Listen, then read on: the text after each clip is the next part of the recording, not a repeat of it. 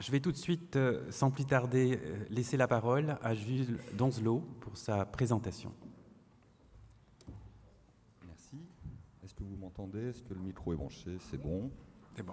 Bonjour à toutes et à tous. Je suis ravi d'être là. Je remercie le CNESCO de cette invitation intéressante pour cette journée passionnante sur le thème de l'orientation. Et je vais démarrer tout de suite, tout simplement en vous disant, en fait, on a commencé aujourd'hui à parler d'orientation, effectivement, et moi j'ai envie de vous parler d'aspiration. Les aspirations. Hein.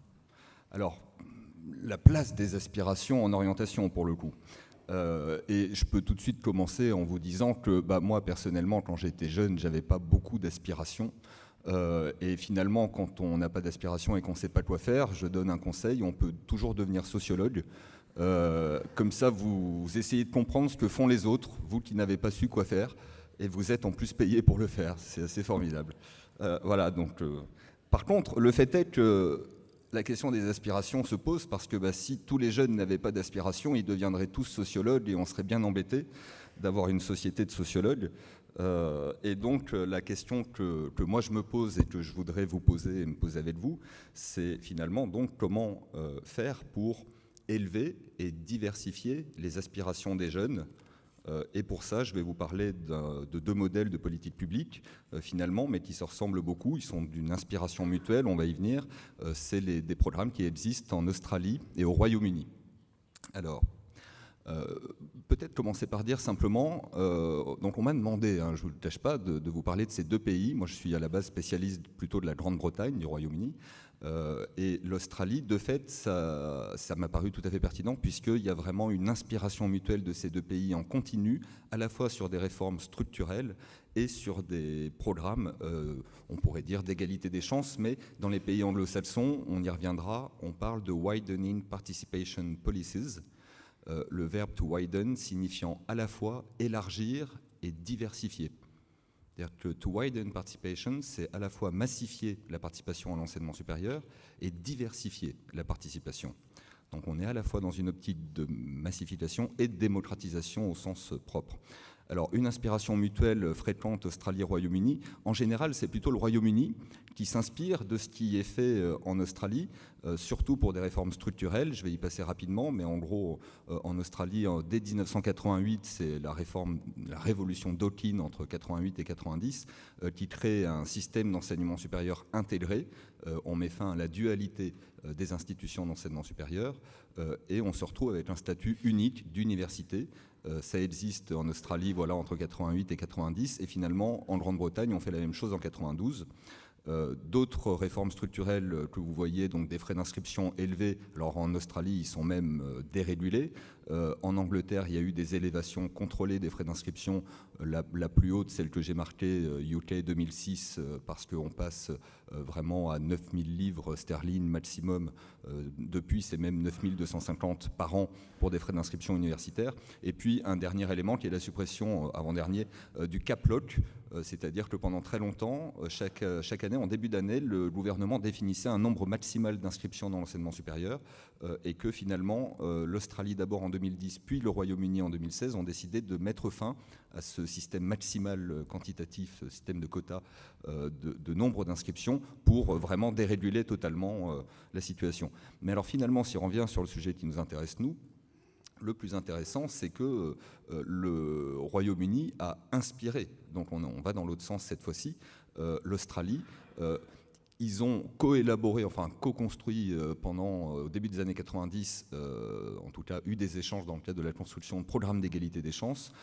Et finalement, on va y venir, mais c'est vraiment le programme M-Hire au Royaume-Uni entre 2004 et 2011. Alors depuis, ça s'appelle plus M-Hire, mais ça existe toujours et c'est des partenariats stratégiques locaux du même type. Ces politiques ont le modèle anglais a plutôt eu tendance à démontrer son efficacité par rapport à ce qui était fait en Australie jusque-là, et donc les Australiens se sont inspirés finalement de ce modèle de Widening Participation Policies connu, développé en Angleterre. Alors j'essaye de faire un peu vite puisque le temps est évidemment limité. Si je vous fais très simplement, moi j'appelle ça le modèle aspirationnel, c'est-à-dire qu'on est sur des politiques d'égalité des chances qui privilégient, qui font de l'élévation et de la diversification des aspirations une condition préalable aux autres actions de widening participation, d'égalité des chances. Si on ne fait pas d'abord l'élévation des aspirations, en gros, l'aide académique ne suffira pas à démocratiser l'enseignement supérieur. D'un point de vue strictement historique, puisque j'ai fait la généalogie de ces programmes, l'origine des programmes d'outreach, donc d'élévation. Outreach, c'est reach out, c'est sortir pour aller au-devant des publics qu'on veut atteindre, et donc c'est ce qui est nécessaire pour faire de l'élévation des aspirations, selon les programmes anglo-saxons. Il faut aller au-devant des élèves très tôt, outreach, pour leur parler du monde extérieur à l'école et ainsi pouvoir élever et diversifier leurs aspirations. La toute première fois que ce type de démarche apparaît, c'est aux États-Unis dans le cadre d'un programme qui s'appelle Upward Bound et qui a introduit dès 1966, qui existe toujours. On pourrait dire que c'est le plus ancien programme d'égalité des chances d'accès aux études supérieures. Finalement, les Anglais, dans les années 80, se retrouvent confrontés à une problématique un peu similaire de massification, et donc ils vont aller tout simplement regarder ce qu'ont fait les Américains pour démocratiser l'accès à leurs universités. Les Américains avaient pris de l'avance en la matière, en tout cas en termes de pratique, et donc les Anglais ramènent quelques solutions assez innovantes qu'ils vont adapter à leur façon, et qui vont progressivement conduire finalement, donc en suivant la temporalité qui est décrite ici, à une généralisation du modèle aspirationnel dans les pratiques des universités anglaises. Donc, si je n'ai pas énormément de temps de rentrer dans les détails, mais bon, en gros, voilà, c'est un peu l'inverse de la France, où nous, ce sont d'abord les grandes écoles et les écoles d'excellence qui ont fait de l'ouverture sociale à la fin des années 90, et maintenant, on redescend vers les universités, vers les IUT, vers les STS, etc. Côté anglais, c'est plutôt du côté des Edge Polytechnics, l'équivalent de nos IUT, qu'ont démarré les actions de démocratisation, et se sont ensuite étendues aux universités moyennes, et finalement, avec l'aide en plus d'une association, d'une fondation, le Sutton Trust, les universités, y compris d'excellence, ont rejoint le mouvement dans les années 2000. Ce qu'il faut savoir, c'est qu'en gros, voilà, depuis 2005-2010, toutes les universités britanniques ont une stratégie d'égalité des chances basée sur l'élévation des aspirations, en tout cas considérant que c'est la première étape des actions. Côté australien, finalement, on a une démarche au même moment, dès le début des années 90, d'interrogation sur comment peut-on faire pour améliorer la démocratisation des études supérieures. Je peux dire des universités, puisqu'il y a un seul statut d'institution là-bas. Et donc, ils ont mis en place, pour résumer vraiment grossièrement, de 91 à 2008, un premier type d'approche avec des financements d'abord assez faibles, puis de plus en plus conséquents. Et simplement, cette approche 91-2008 était vraiment centrée sur l'accompagnement académique des élèves, sur le tutorat académique. Donc on était assez proche finalement de ce que nous on connaît en France avec les cordées de la réussite. C'est-à-dire vraiment l'idée qu'il faut préparer académiquement à l'entrée et à la réussite dans les études supérieures, notamment les élèves qui ont un talent un petit peu particulier, un petit peu plus élevé. Et finalement, alors à différentes reprises, mais notamment en 2008, il y a une grande évaluation nationale de l'impact de ces programmes d'égalité des chances menés depuis à ce moment-là plus de 15 ans. Et en fait, ils découvrent que ça a des impacts évidemment sur les bénéficiaires en tant que tels, mais ça n'a pas eu d'impact à grande échelle. C'est-à-dire que ça n'a pas permis de réduire les écarts entre le taux de participation des groupes favorisés et des groupes défavorisés. Donc à ce moment-là, il y a une espèce de crise institutionnelle, on s'interroge, qu'est-ce qu'on a raté, comment faire pour que nos institutions d'enseignement supérieur soient capables de participer activement à cette démocratisation. Ils se tournent, pareil c'est caricatural, puisque évidemment ils ont cherché dans différents endroits, mais notamment du côté des Anglais, et ils ont été chercher cette source d'inspiration qui est M. Higher, avec cette idée d'une élévation des aspirations comme préalable, comme préalable au reste des actions susceptibles de contribuer à cette démocratisation. J'accélère. La philosophie d'M. Higher, pour vous donner, moi mon idée c'était de vous montrer d'où ça vient, comment ça marche, qu'est-ce que ça produit. Là on entre dans le comment ça marche. Le comment ça marche, c'est déjà qu'on n'est pas sur l'idée d'un déficit de capacité des élèves, on est vraiment sur un diagnostic qui se fonde sur de la psychologie sociale et qui se concentre sur qu'est-ce qui va faire qu'à un moment donné, un élève devenu adolescent, futur adulte, va prendre la décision déjà de poursuivre au-delà de 16 ans, c'est-à-dire au-delà de l'âge obligatoire, l'école, donc le post-secondaire, et puis ensuite la décision de faire des études supérieures. Et les différents travaux, alors là je cite Patricia Cross, Beyond the Open Door, mais il y a énormément de travaux anglo-saxons dans les années 70-80 sur ces sujets-là, qui s'inscrivent pour beaucoup dans une dynamique de psychologie sociale et qui à chaque fois essaient de remonter dans la chaîne des déterminants qui conduisent à un instant T un jeune à prendre ou non la décision des études supérieures. Cette chronologie du processus psychologique de l'élève, finalement, elle remonte très tôt, dès l'école primaire, et finalement, voilà, s'il y a vraiment une leçon un peu philosophique d'Emhyer à tirer, c'est que les Anglais disent, si vous voulez, l'accompagnement vers les études supérieures, il a lieu tout au long du parcours éducatif de l'élève. Il ne peut pas avoir lieu qu'à la fin. Il ne peut pas avoir lieu que juste avant l'entrée dans les études supérieures. Il s'agit déjà, évidemment, d'aider les élèves à bien vivre les transitions primaires, secondaires, et puis ensuite collège, lycée pour la France, etc., ou secondaire, post-secondaire côté anglais. Et il s'agit surtout de donner un sens subjectif à l'éducation du point de vue de l'élève. C'est-à-dire qu'il faut qu'il comprenne qu'est-ce qu'il fait, lui, dans ce parcours éducatif. Et pour qu'il le comprenne, il faut qu'il soit capable d'imaginer ce que lui va pouvoir personnellement en tirer. Donc ça veut dire qu'il faut l'aider à se projeter au-delà de l'école en lui expliquant la façon dont l'école va lui permettre de faire un lien entre ce qui relève de la connaissance académique et ce qui relève ensuite du monde réel, de la réalité professionnelle, de l'insertion, et que finalement, voilà, l'école n'est pas une fin en soi, et on va bien insister là-dessus dans ces programmes de Widening Participation qu'on pourra appeler d'aide à l'orientation, sur le fait que ce qui compte, c'est le but que l'on va poursuivre in fine grâce à l'école et non pas à cause d'elle, donc vraiment échapper à la notion d'orientation subie. Comment procéder pour tout ça? La version Emhyer qui a été reprise en Australie, c'est vraiment de donner le pilotage de stratégies d'action territoriale aux universités qui sont chargées de faire travailler les autres acteurs locaux de l'orientation, de la découverte des métiers, de l'accompagnement académique et ainsi de suite. Et à chaque fois, que ce soit en Angleterre, au Royaume-Uni ou même aux États-Unis, c'est de mettre les étudiants, c'est-à-dire des étudiants ambassadeurs, entre guillemets, en première ligne, avec cette idée qu'un élève, enfant ou adolescent, pourra plus facilement s'identifier à un étudiant qu'il reconnaîtra comme un père, et donc sera plus sensible au discours de cet étudiant et aux représentations qu'il lui transmettra, plutôt que ça vient d'une figure perçue comme une forme d'autorité institutionnelle.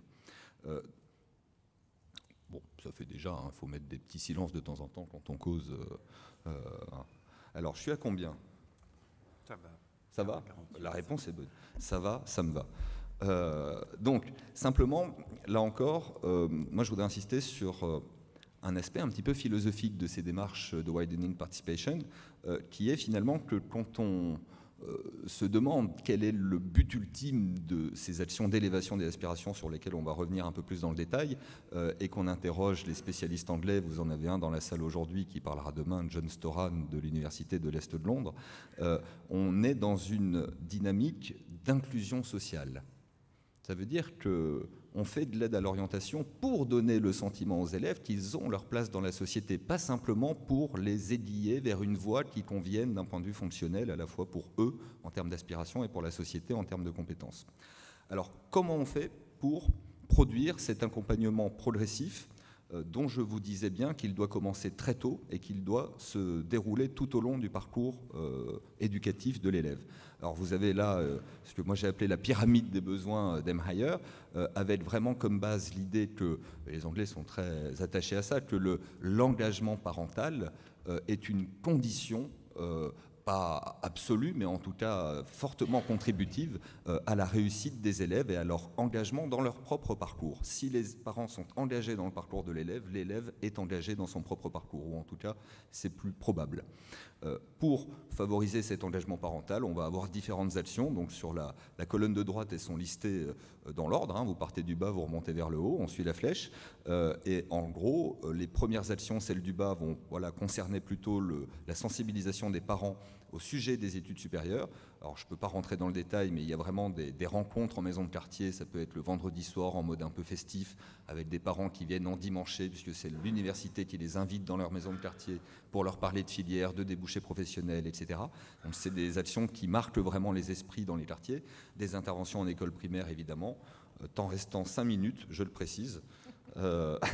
Et donc, non, et après, voilà, tout un, vous lisez, hein, donc des conférences dans les écoles secondaires, etc., etc. En tout cas, l'idée, c'est que en primaire, on s'assure de l'engagement des parents et du fait qu'ils aient suffisamment d'informations pour oser aller poser des questions s'ils ont d'autres informations à rechercher et pour ne pas se sentir coupés de la compréhension de ce qui se passe. Ensuite, c'est élever et diversifier les aspirations. On en a parlé. Ensuite, définir le projet personnel, c'est-à-dire que, en gros, voilà, en France, on parle souvent d'autocensure, mais pour parler d'autocensure, il faut déjà qu'il y ait quelque chose à censurer. Donc, les idées des Anglais, c'est qu'il faut d'abord qu'il y ait des aspirations, et ensuite, les élèves pourront élaborer un projet. Voilà, donc définir le projet personnel, là, ça va plutôt s'appuyer sur des visites d'entreprise, des découvertes de métiers, etc., etc. Préparation à l'entrée dans le supérieur, on retrouve un petit peu plus la logique cordée de la réussite qu'on connaît en France. Aide à la réussite dans le supérieur, ce n'est pas le sujet aujourd'hui, mais on pourra y revenir aussi, il y a beaucoup d'actions possibles. Je vais passer assez vite sur ces aspects-là du comment. C'est simplement pour souligner le fait qu'en Angleterre, alors là c'est vraiment tout budget confondu, donc c'est pas très honnête de ma part, mais il y a à la fois de l'autofinancement par les universités, il y a une part des frais d'inscription perçus par les universités qu'elles sont obligées de consacrer à l'outreach, il y a les subventions nationales du gouvernement central, etc., etc. Ce qui est intéressant de voir, c'est que ce sujet de la widening participation a pris de l'ampleur, y compris en termes de subventions publiques, et qu'on arrive à un budget d'à peu près 1 milliard d'euros par an, tout type d'actions confondues sur l'égalité des chances d'accès au supérieur dès 2014-2015. Et que simplement, c'est littéralement considérable, et que ça fait quand même 330 millions de livres par an que les 133 universités britanniques consacrent à l'outreach et à l'élévation des aspirations. Alors, j'accélère simplement pour souligner le fait que, d'un point de vue statistique, on a pu démontrer à la fois par du suivi de cohorte et par l'évolution de la participation des groupes défavorisés à l'université qu'il y avait eu un impact d'Emhire. C'est-à-dire que quand on regarde finalement de 1960 jusqu'à 2000, les taux de participation des groupes favorisés et des groupes défavorisés, le schéma n'y est pas mais je vous le dis, enfin c'est celui qui est sur la droite là, on a un écart de 30 points permanent, vous voyez 18-48%, 18-46% de participation à droite, et on a cet écart de 30 points de façon constante en fait depuis les années 60, et les Anglais avec Emhire, si je ne me trompe pas, c'est la toute première fois qu'ils sont arrivés à infléchir cet écart de 30 points de participation pour le réduire à un peu moins de 25 points d'écart de participation. Donc ça, c'est simplement pour dire voilà, qu'il y a un effet qui a été observé à grande échelle, qu'il y a des effets à plus petite échelle, on le voit sur la gauche, sur l'accès aux études postsecondaires et aux études supérieures. À noter quand même qu'il y a un ralentissement depuis 2011 parce que le Parti conservateur a quand même réorienté le contenu des stratégies Emhire vers plus d'académiques et un petit peu moins d'aspirationnel. Et aussi, il y a eu beaucoup d'événements sur lesquels je ne peux pas revenir, y compris l'élévation des frais d'inscription, qui ont eu des effets, même si au final, comme vous le voyez, les courbes ont repris leur ascension vers la participation aux études supérieures pour tous les groupes confondus. Petit détour quand même pour vous donner quelques chiffres par l'Australie avant de conclure. Donc l'Australie s'inspire en Emhire, finalement reproduit un peu cette idée d'une panoplie d'actions de l'école primaire jusqu'aux études supérieures. Donc ça donne vraiment des dizaines, voire des centaines et des milliers de projets financés. Ça donne aussi beaucoup d'élèves touchés. On peut penser aux cordées de la réussite en France qui ont permis, en gros, ces 80 000 élèves ont bénéficié d'au moins une action. Là, on est sur 310 000 qui bénéficient au moins d'une action et en fait beaucoup qui bénéficient de 5, 6, 7 actions, ce qu'on n'a pas côté français avec les cordées de la réussite. Voilà, je voulais simplement souligner le fait que dans le budget, il y a vraiment un équilibre entre l'idée d'une élévation des aspirations et l'idée d'une aide académique, qu'il y a des résultats là aussi, puisque en Australie, on avait des écarts là aussi assez réguliers et que pour la première fois, on a un infléchissement des écarts. Et puis finalement, pour conclure, se pose quand même la question d'ailleurs, quand on a développé un programme expérimental à l'université de Cergy-Pontoise, avec notamment Armel Jacquin qui est dans la salle aujourd'hui, c'est bien de dire les noms des gens qui sont là, ça les gêne en général. S'ils sont dans le public, ils pensent être anonymes, puis de temps en temps, ah, mais en fait, vous existez, vous avez fait des choses, et il faut parler de vous aussi. Et donc, on a créé un séjour d'immersion sur le modèle des Summer School d'Emhire, on l'a fait à l'université de Cergy-Pontoise, et la première réaction, je me rappelle très bien de la présidente de l'époque de l'université, ça avait été, mais on accueille déjà beaucoup de jeunes d'origine populaire, est-ce que vous êtes sûr de vouloir nous en envoyer plus? 1 minute, c'est parfait. Et on a expliqué qu'en fait, c'était vraiment un enjeu d'orientation. Et que l'idée, c'était pas d'envoyer des jeunes dans l'enseignement supérieur coûte que coûte, c'était de faire en sorte que ceux qui choisissent d'y aller le fassent sur la base de bonnes raisons, sur la base de ce que les Anglais appellent un choix éclairé. Et on avait Robert Gresham de l'université de Winchester qui était venu assister à la première édition de ce séjour d'immersion et qui nous avait dit à la fin, pour expliciter cette démarche, et si après avoir participé à une summer school, il choisit de ne pas s'inscrire à l'université, alors c'est très bien aussi, je fais très mal l'accent anglais. Le but, ce n'est pas forcément de choisir les études supérieures, c'est de faire un choix éclairé. Bon, c'est quand même plus charmant avec l'accent anglais qu'avec le... Je peux vous le faire en provençal aussi. Voilà, non, et simplement, bon, officiellement, le programme, les conservateurs mettent fin au programme Emhire en 2011. Moi, je suis en train de faire du terrain d'enquête à ce moment-là, donc je flippe un peu. Est-ce que Emhire va disparaître? Qu'est-ce qui se passe? Et je fais un entretien avec John Storan à l'Université de Londres, c'est au mois de juin 2011, et il ne s'en rappelait plus, je lui ai rappelé ce matin, mais il m'a dit à ce moment-là, Emhire will never end.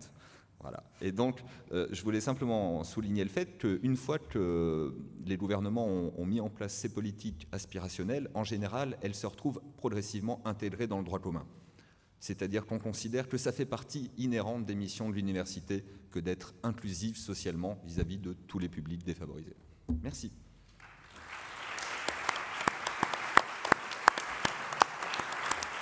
Merci beaucoup, Jules Donzelot, pour cette présentation très, très stimulante et parfaitement cadrée du point de vue du temps.